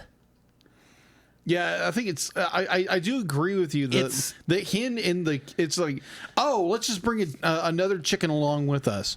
And it doesn't make any sense why that happens, and then that which is just enough. That's like, oh, this obviously villainous character is now a good character, except he's not. He was never a villainous character to begin with. He was just on the inside of the villains. Yeah, because he's obviously meant to be, your stupid animal mascot character, right? Which is fine. I actually don't mind him as the villainous mascot character. It's just his switchover was very quick, and it felt like, why are you now helping us? Helping the good guys? That's my question there. Yeah, I do see your point. I do see your point. I do see your point. I think the point you're mentioning in the film where you see Blaby does have reservations for what side he's on is when he's in the carriage. He's in the carriage and he sees how they're being treated. It's very quick. It's very quick. Yeah, it's a very quick turnaround. It's enough that makes me him being willing to work with the villains was already kind of a quick turnaround, and now it's another quick turnaround to go back. And granted, this character had no characterization before this point. Also, there's so many times, like for instance, I had no idea Bladebeak or the Griffin were going to be able to talk until the village. The scene at the village when Bladebeak gets turned into. And after that point, he can talk. This character, he can talk, which I can kind of go with maybe the magic did that for him. But the Griffin only now starts talking. Well, hold on. He hadn't had much of a scene before that point. Hold on with that point. Because it'd be like, if I do remember correctly, there again, just for correction, the Griffin does talk before the village. Be like, maybe he does. I don't remember it. Yeah, that's fine. The first words I remember the Griffin saying was precisely. Precisely. Not so precisely. It's like, you can talk? Are you part parrot? I'm not saying he didn't talk when he was grabbing Excalibur. I don't remember him talking. Okay, fair enough. I will say that much. That's why I brought that up. Yeah, I don't remember him talking. I'm not going to go back and check now. Fair. But, so it was one of those things where it's like, oh, we have talking animals in this film, which we didn't have before. And I had no way to know when they were going to happen. Okay, that's interesting. The dragons, the double-headed dragon, I could kind of let that go because it's a dragon. Dragons do have the ability to talk in other media. That doesn't confuse me. Yeah. Animals, there's generally rules behind talking animals in these types of films. And I guess that's really what it comes down to is there's a lot of instances where it feels like the rules were broken, but they were not broken in a spectacular way that I could easily accept them. Behind how the magic works. The magical setting. Because that's the thing. This is supposed to be taking place in the British Isle. On the island of Great Britain. If we're being fair, I'm just going to say the whole island. I know it's technically more Scotland, but in terms of general setting across the entire film, the island of Great Britain. This is a physical location. It is within the Arthurian legend. So yeah, magic does occur in this. Yes. But it seems like the magic only comes up when like they didn't give us any explanation that the magic was coming. It was like it felt like this is maybe it's just because there's so many of the King Arthur movies recently have tried to be realistic and move away from using magic except for Merlin to be less magic sensitive. And I don't have any problem with the dragons being there. It's just for some reason I was expecting this to feel more medievally, and yet, or like a medieval Disney film. Really, I'm not gonna. I was just. It was one of those things where it's like it felt like it was this kind of movie, and it slowly it's like, oh, by the way, this is happening now. This magic thing is happening. This rule of the universe is not what you thought it was. This rule of this universe is not what you thought it was. And why is it not? Why is it that way? Because that's how Disney would do it. I guess that's what it comes down to, is this film was trying so badly to be a Disney film so it could fight Disney on its own terms that I feel like the Disney-isms that they did were just not done as good as Disney could do them. And from what I could understand from what I was reading on how this was done, many of the people who were the producers and the creative leads on this, they were former Disney creative leads. Yes, they were. And based on their things, based on their experience, they were used to saying, do this, and it would get done. But what they didn't know or understand was that the Disney infrastructure allowed that to happen, and they didn't have that infrastructure as well made at Warner Brothers. So it felt like it's like, we want to do this, but we don't have the capability of doing this, and we're not going to give you a perfect explanation as to why any of this goes. And that comes down to that's going to affect my third like, and I know you'll disagree with my third like, or third dislike, I should say. It's going to affect my third dislike, but we'll get to that in just a minute. What is your third dislike? My third dislike for this film is there is so much potential in this film that could have been I think there was a lot that could have possibly been left on the cutting room floor with this film. And the fact to be like, you have your main character of Kaylee, the fact that her own father mentions that the same day that Arthur pulled the sword from the stone was the same day that she was born. There are other little instances here and there, like whenever Merlin finally does see Kaylee, be like, there's this eye of recognition. He knows what she is. And the point where she has all this kind of like loose information that maybe she doesn't need to know, she knows. At the exact same time when over the course of the Excalibur being missing, it's been stolen, you see the rock in which it originally was drawn from is losing its glow. Yeah. And so it's even injured somewhat. Yeah, it's all injured somewhat. What I found funny was, or not funny, but I found very interesting, and I wish they would have expounded upon it in this film, that when Kaylee is drawing, what is her villain's name again? Ruber. Yeah, Ruber is drawing Ruber in, be like, she touches the stone and it lights up. I'm like, whoa, wait a minute. Okay, please tell me something's going on here. Please. And they never do.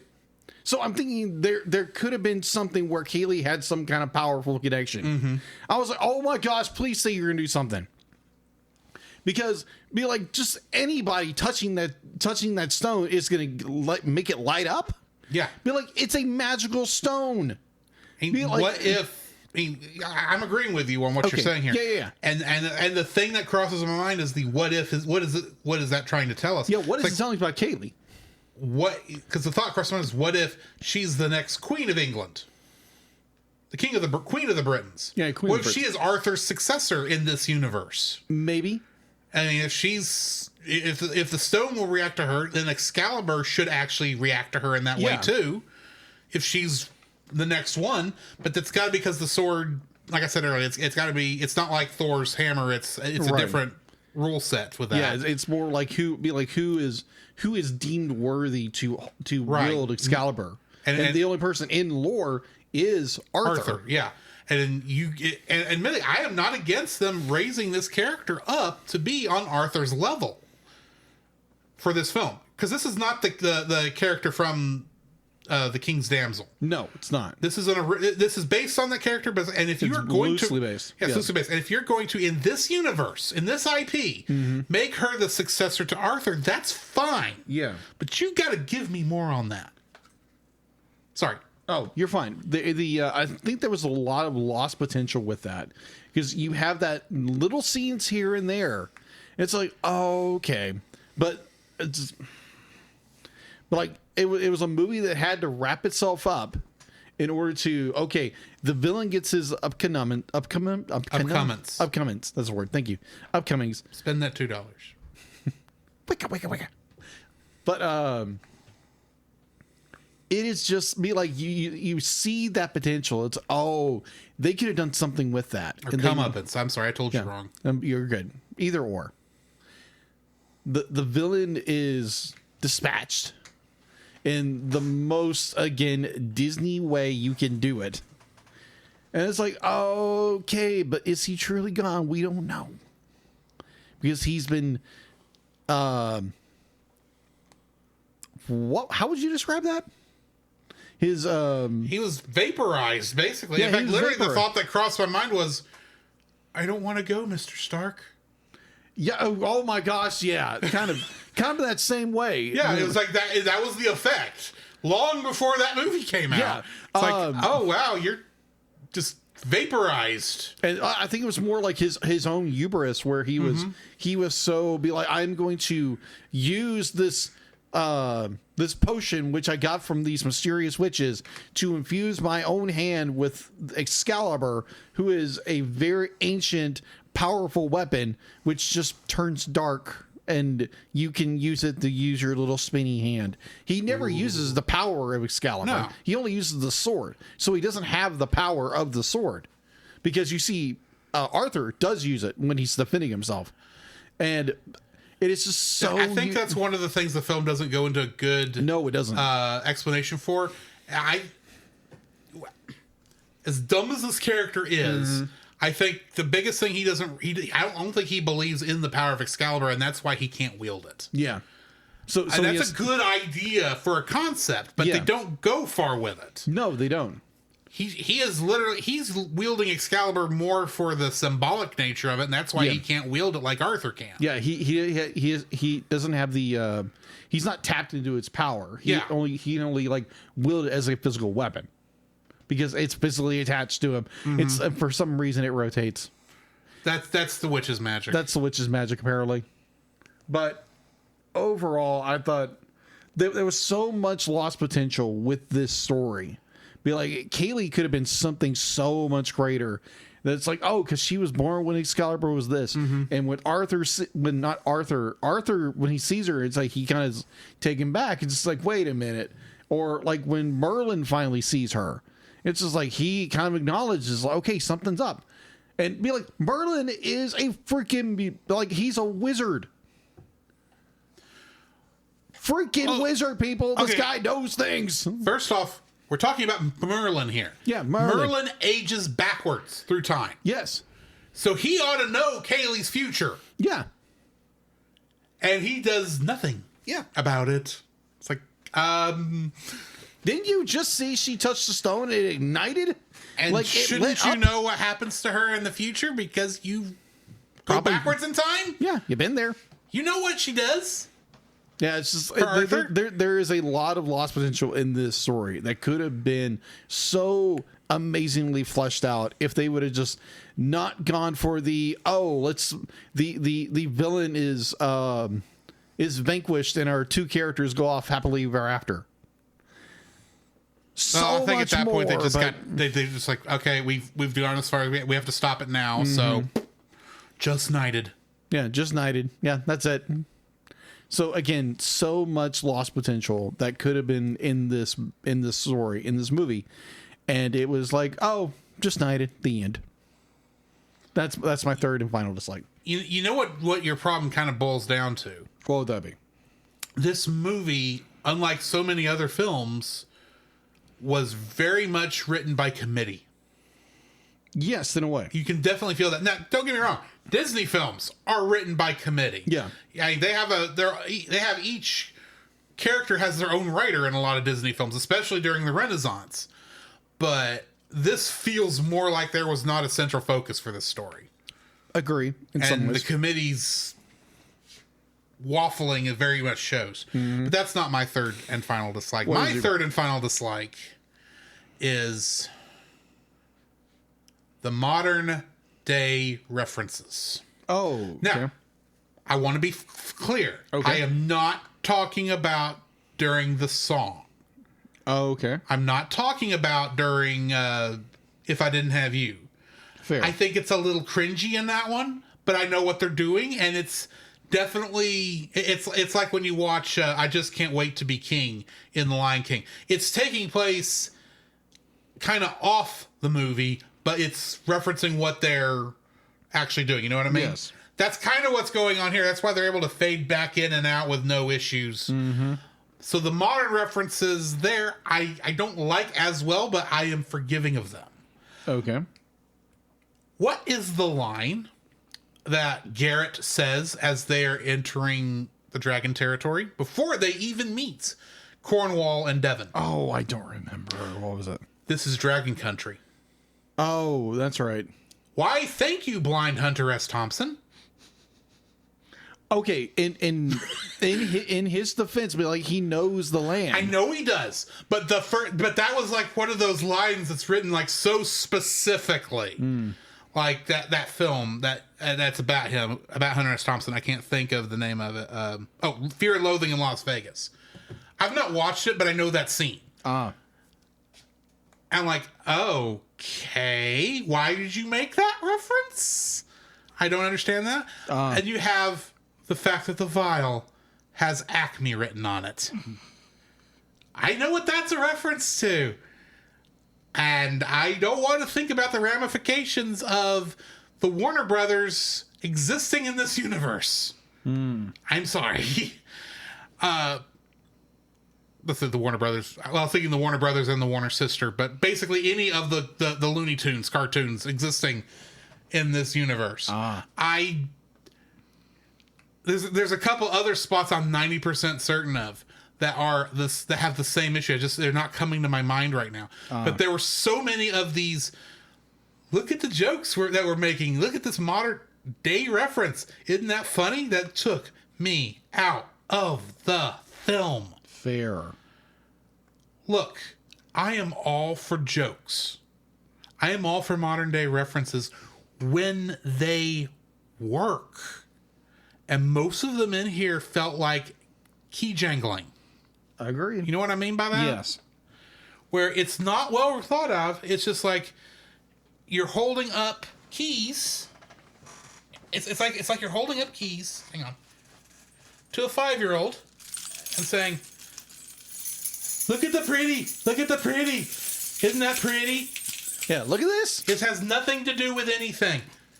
We're trying to distract you from the fact that this movie was written quickly. Mm-hmm.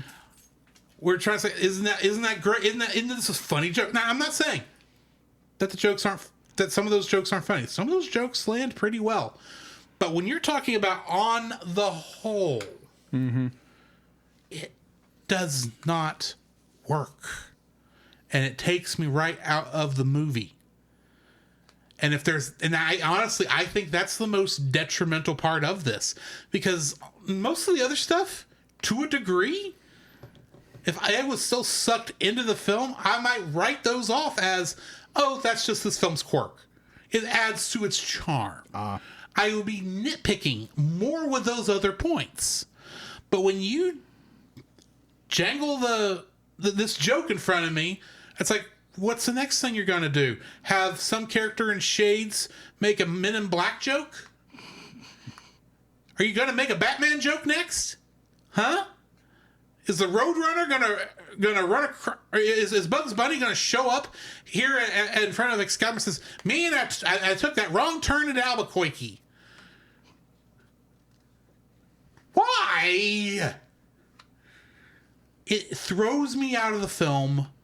It makes me think of other things. Now, I want to say, I know part of the reason they do this, especially with the song, because with the song, they are definitely going to Robin Williams with "Friend Like Me." And Robin Williams, throughout that entire thing, he's making modern day references, and that works in that film. But it also never takes me out of the film when he's making these modern day references, because they work. They're not just going, "Look at the funny joke, look at the funny joke." And that's how it felt in this. It was, look at the funny joke, look at this funny thing. And to a degree, during If I Didn't Have You, is a lot of that other in there too. It's just because I know what they're doing, and it is separate from the rest of the film in a way already. I kind of forgive it more. But this doesn't feel like they should have been making it. It's not a movie that I feel was made with that. This universe was not made with that in mind, is what I'm trying to get at. So, yeah. The third party the modern day references are my third and final dislike. Okay. Which brings us to the end of our review.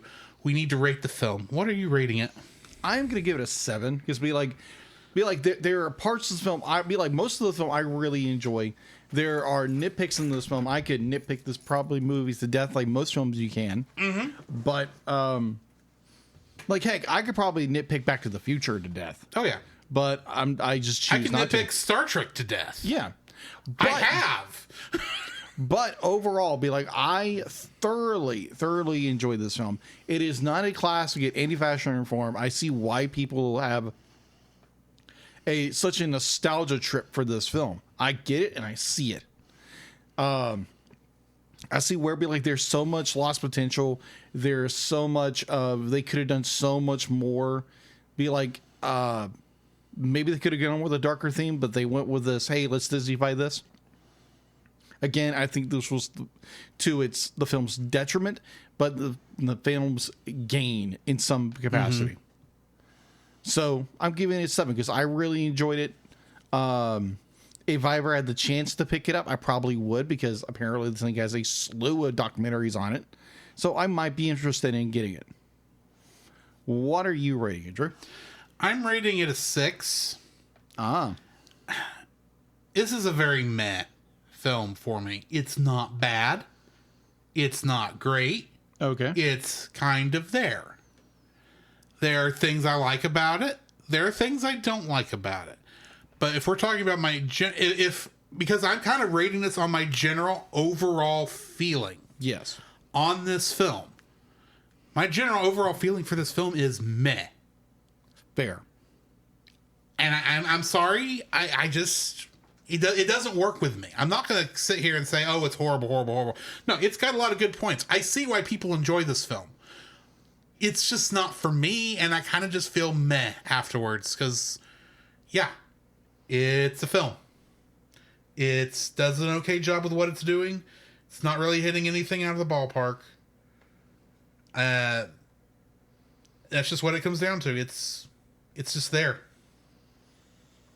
So yeah, that brings us to the end of this one. Oh, there it is. Next week, we are rewinding to an old superhero film. I wouldn't say, yeah, it's old, but it's older. Not older.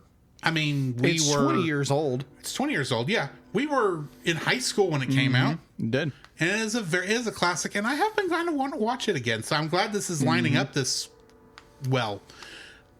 We are rewinding back to The Incredibles on a Cellcast Rewind episode. Yes. I wonder if I will actually see the incomplete scene again, or if it'll just fly past me, or if I'll look at it and go, oh, that wasn't as incomplete as I thought it was. Yeah.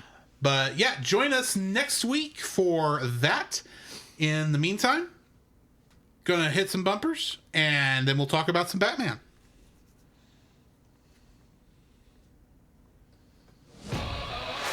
This podcast is a proud member of Culture Box. Whether you enjoy geeky reviews, comedy, or original fiction, you can open up the Culture Box and find something excellent for your soul. Point your web browser to culturebox.media. This week, we suggest checking out the Geek Devotions. Geek Devotions is a collaboration of devoted geeks that are devoted to letting people know that they are loved. They produce a weekly geek culture-infused devotional, their podcast, comm talk, and written articles, all designed to encourage and challenge people in the geek community, bridging the gap between their faith and their geekdoms. You can find more of their content at geekdevotions.com. The Cellcast would also like to thank the following patrons: the Ruiz family, the Monster Island Film Vault, PaulJPowers.com, and, for just a couple more episodes, Edwin Gonzalez. If you would like to have your name shouted out on the show, some special art from Jacob, uncut episodes, or for an additional $5, you can force us within reason to review a film of your choice. There's actually, I think, just one spot left now. The two of them technically aren't paid for just yet, but they're spoke for. So that's very much looking like where that's going to go. But go ahead and do that. And as a note, if you are curious as to what goes into our uncut episodes and are not able to make it to the, I released our our uncut episode on Patreon for all members for the Muppets at Walt Disney World.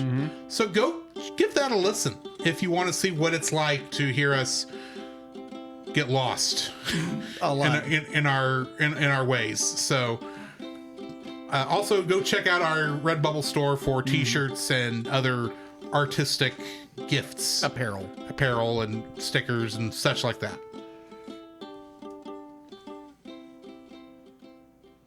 All right. Before we start, be like, I'm going to take the sweater off. I'm sweating to death. Go ahead.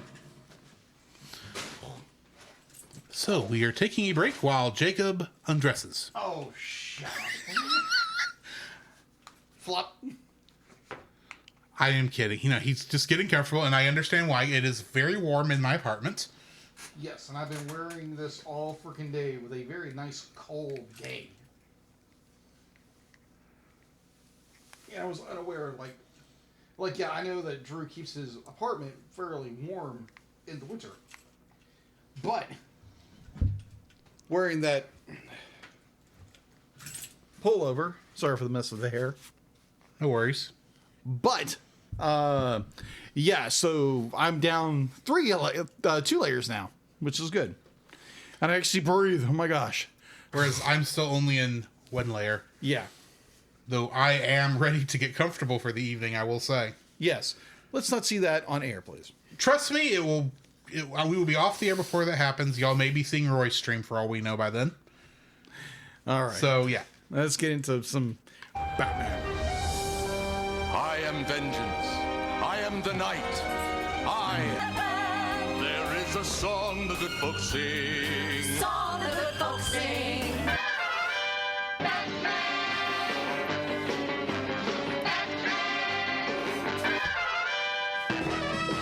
It's a bad tune. In the great yeah. hall of the Justice League.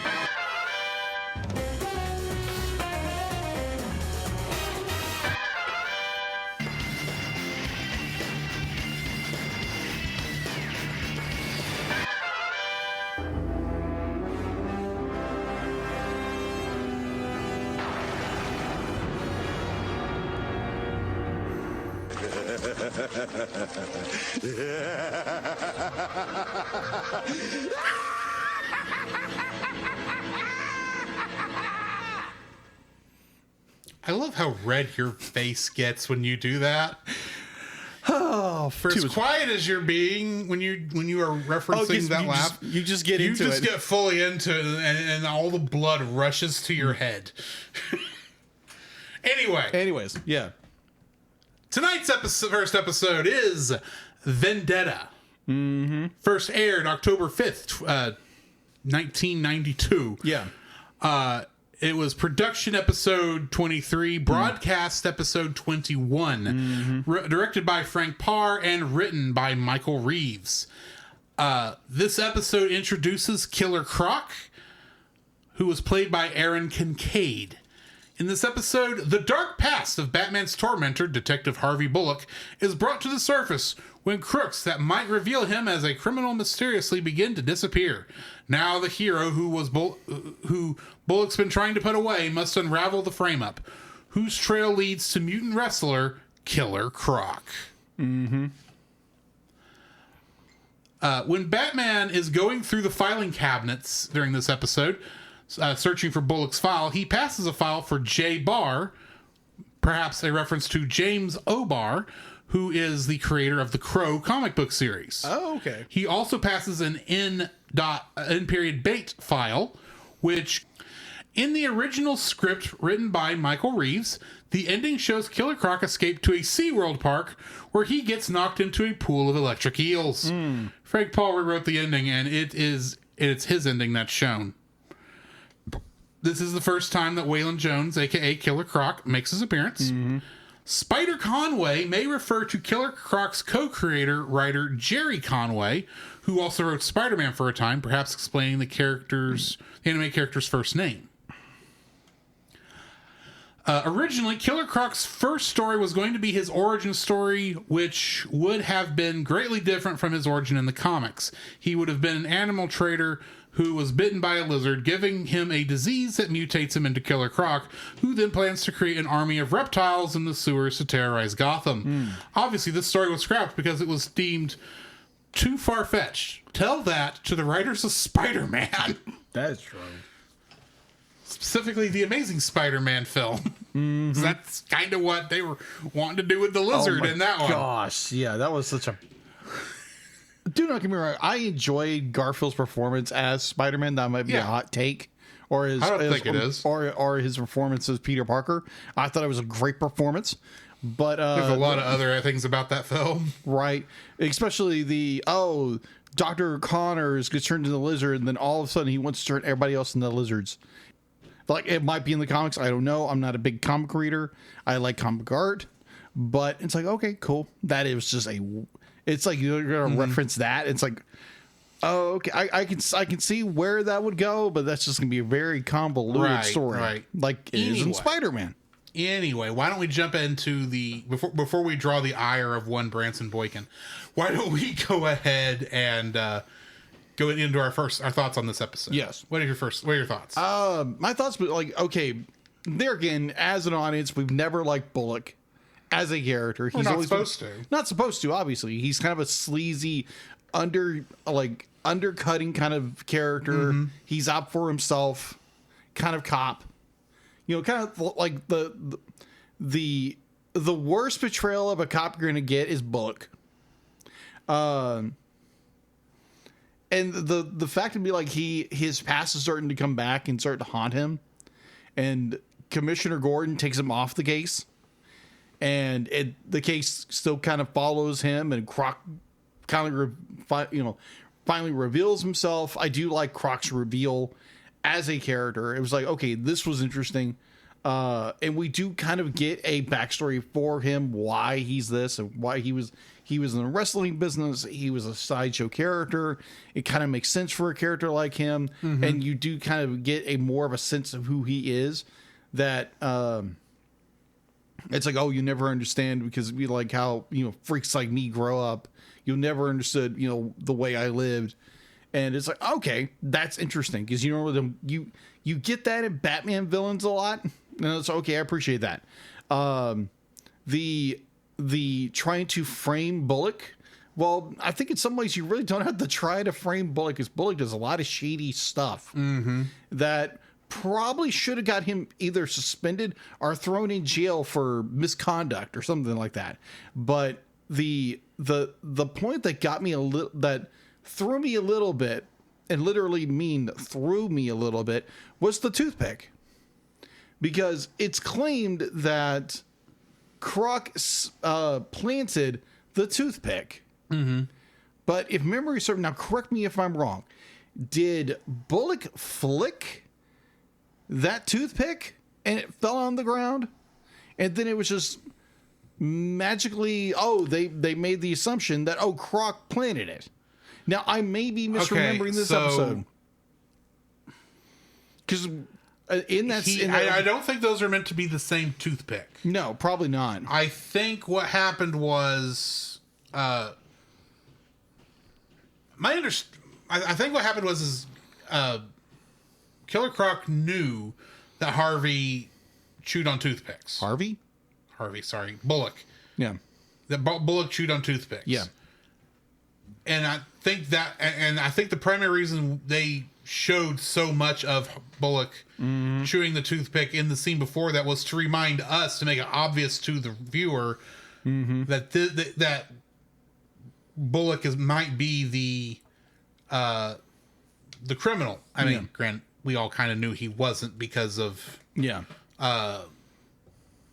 the silhouette on the title card, but they did. I think it's just meant to be a. It's a red herring. Yeah, it's a red herring. It's a red herring. So I did want to come back and correct myself. His name is Harvey Bullock. That's probably why I was thinking Harvey. Yeah, it was Harvey Bullock. So I kept thinking, like, no, it's Harvey Dent. Yeah, can't be two Harveys. But yeah, Bullock. But But yeah, I think that's all that was. I mean, the only time, honestly, I was thinking maybe, oh, this is just, when I was first watching this episode, I didn't see I saw the toothpick for what they were trying to say was. Yeah. But my interpretation of it at that point was, this is a coincidence, and that Batman, it's going to take Batman down the wrong trail for a bit. I didn't go into the whole, they're trying, Croc's trying to frame Bullock for this until, you know, he dressed up like Bullock to go take out that one guy. Yeah, he did. And it's like, okay, that's interesting. So it's like, okay, because granted, I know it's not Bullock. I saw this monster take down that boat earlier. So in my mind, Bullock is the least likely person at this point, because I don't think Bullock can swim like that. No. Unless you're going to claim that Bullock is Killer Croc himself, and the show is obviously not. So, yeah, I think the implication is it's supposed to plant the idea in your mind that they are trying to frame Bullock. Yes. Because I don't think at any point the viewer is intended to think that Bullock is the one behind these. Yes. So anyway. Yeah, just a thought. But there again, be like, the story is very well done, because you get Batman trying to discover who it is, and he's led on by a red herring that, oh, it's Bullock, and then he comes to the realization, oh, it's not, and so now he has to backtrack and kind of make amends, and says, okay, I thought it was you, but now I need your help to prove that it wasn't you. And so you have these two unlikely of characters who, I think even Batman says himself, be like, we have different ways of bringing about justice, or how the justice system works, but our aims are the same. Well, Bullock is more about himself than Batman's about, you know, the right. But at the same time, while Bullock is a lot about himself, because he is meant to be an antagonistic character. He is. I do think, he is actually a good police officer. Gordon would not let him work like that if he didn't trust Bullock with, you know, those responsibilities. Yeah. I don't think he's put Bullock up there just to be the yeah, I agree. Put him on top of the Batman team that obviously Gordon does not think is necessary, but I think as a detective and a police officer, Bullock probably has a pretty decent track record. Yeah. Is he gruff and antagonistic about going about it? And does he have a thing out for our hero? Yes. But that doesn't mean he's a villain. I agree. He's on the side of justice. And that's what I like about the ending of this, is there is a mutual, if begrudging, respect. Yes, there is. Between the two characters. Granted, they're going to be butting heads soon enough anyway. But I appreciate the fact that it's like, okay, yeah, we have the same goals, we have the same appreciation of justice. We are just going about it two different ways. They both have their flaws. Yeah. Bullock's is just more obvious because he's the villain, and you've got to see him be bumbling to a degree. So, yep, agreed. Like, it's a good self-serving. It's a good villain. The fact that we we see Croc get away? I don't remember. I think so. I think we do. No, wait a minute. Yeah, you're right. Because we have the collapse and Batman drags him out of the sewer. That's right. Because we like, do. He is arrested. The assumption is he was arrested, and I think that's the next time we technically see Croc, he is in Arkham. Yes. Not in the next episode. No. Even though we go to Arkham in the next episode. Yes. But, yeah. Anyway, you ready to go on to that next episode? Yes, Fear of Victory. Yes, which first aired September 29th, 1992. It is production episode number 24, broadcast episode number 19. It was directed by Dick Sebast and written by Samuel Warren Joseph. Characters first appearing in this episode, we got Brian Mitchell as Brian, Chuck Moshunts as Bozeman, Laurie Johnson as a nurse, Tom Williams as Leon the Bookie, and as one of Leon's henchmen, Tim Curry. Oh, okay. Gotcha. I'm sitting here watching for your reaction. As like, you're not having the reaction I thought you were. No, because I was reading the list and I was like, oh yeah, Tom Curry. Yeah, well, Tim Curry does do he does do voice work. He does, but as we've brought up on here before, he was originally supposed to do the Joker, but they didn't like how his Joker was coming out, so all his recordings for the Joker were re-recorded by Mark Hamill. And the only bit of his Joker performance that was ever released in the process of the show was a recording of a clown animatronic in one of those in that second Batman episode. Yeah. So he is actually credited as Leon's henchman in this one. So, getting into the story of this one, after escaping from Arkham Asylum, the Scarecrow has come up with a fear chemical that's triggered by the release of adrenaline. He uses the chemical on Gotham City's greatest athletes, then bets against them to rake in the winnings. Dick Grayson learns about the scheme, but while trying to help Batman track down the Scarecrow, Robin is infected by the chemical and becomes stricken senseless with fear. In broadcast order, this is the series debut of Robin, a.k.a. Dick Grayson. Yes. He did previously appear in production order with episode 2, Christmas with the Joker. The Gotham Knights football team is introduced in this one, which is a reference to the Bat family of crime fighters who have also been referred to as the Gotham Knights. The Scarecrow's line, "The fear of victory and the agony of the Scarecrow," is a pun on the ABC's Wild World of Sports tagline, "The fear of victory and the agony of defeat." When one of the robbers calls Robin Boy Blunder, this is an allusion made to Robin's title of Boy Wonder, made particularly famous in Batman 66, though was there at the character's introduction in the comics. Yes. Specifically in Detective Comics number 38 in 1940. Also in this episode, the Scarecrow is completely redesigned from his previous appearance. Yes. Which I was not expecting, but do appreciate. Yeah. He goes from this very slender character to, they brought he up actually the looks scary. He does look scary.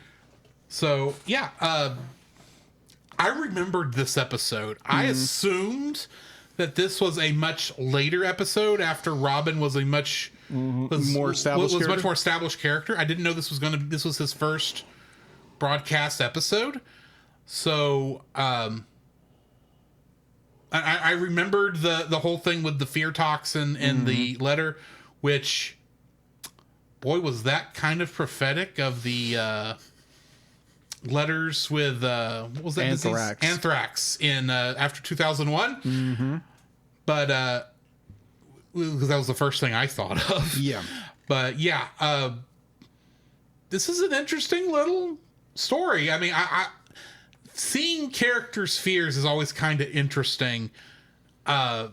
Even though here they're very much generic, but the simple fact that Robin can't even walk a tightrope right now. Yeah. Despite the fact, he's trained in walking tightropes. It should be nothing to him.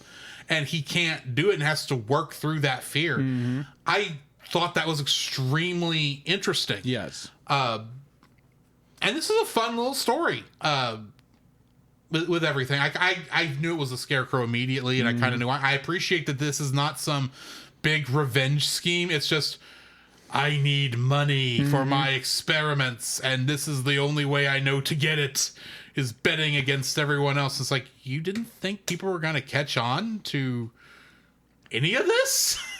It's like, well, when you have the ability to induce fear, the notion of someone getting caught, it's like, okay, well, if someone tries to catch you, you just paralyze them in fear. They're not going to talk. Maybe so, but as a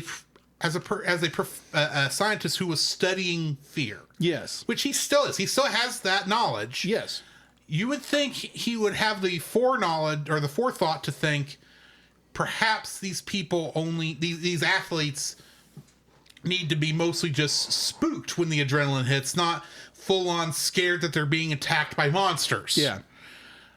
so that they are still losing, but they're not, like, it's not obvious that there's something actually happening to them, or not as obvious. Just they should be jittery, but they shouldn't be, collapsing in the middle of a football field, going, "Don't hurt me! Don't hurt me!" Actually, that was not the one that made me think maybe you've done some overkill on this, Scarecrow. It was the tennis player who did that pretty much the same thing on the tennis court with the tennis ball coming at them and going, "What did you see? A mad ball?" But so that was like, Scarecrow, I think your plan's a little too over the top. Not over the top, but you're doing it too well. Perhaps you want to scale back on that chemical just a little bit, just a touch, just so that it's less obvious that a villain who is known for inducing fear in others is not suspected in this crime. Maybe you don't want to draw the ire of Batman, because otherwise this is a pretty decent idea for a scheme to get money. Agree. It is a good scheme. I do enjoy the fact that, like, you have Robin. Yes. Who, again, the Boy Wonder. And I appreciate him. Flying Graysons. Yeah. And I appreciate him having been brought low by this thing. Yeah, I agree. It's just, I'm looking at the overall scheme. But anyway. Yeah. I agree to an extent that the scheme is a little over embellished. I think I'm using the word right. Where he's, again, it'd be like, Crane is a very narcissistic character. Yeah. Who thinks so highly of himself because he is such a brilliant scientist that no one would ever figure out his plans because he's such a genius. And you have the point where like he's lacing all of these, he's dosing all of these athletes over them to succumb to fear when they at the height of their adrenaline rush. And they're brought low to it so he can capitalize financially on their woes. All for he wants the more experience. He wants to do all these grand dastardly deeds in order to take over the world or take over Gotham or whatever. The generic plot of every villain in Batman or what have you, except for Poison Ivy. She just wants plants. She wants to take over Gotham for plants. Yeah, that's true. It's the same thing. Be like, you want to take over Gotham and gets revenge. Yeah, it gets revenge. Unless you're an episode we did more recently with Heart of Ice, which is a different idea. It's different concept. Yeah, different concept. Well, there's some revenge in that. Yeah, but it's not the same. Yeah, he's got another end goal. Yeah, his motive is more revenge against those who had harmed his wife and himself, rather than more of a financial thing.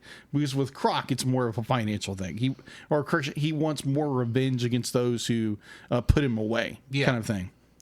Because overall, be like all these villains, for the most part, it's about revenge against others.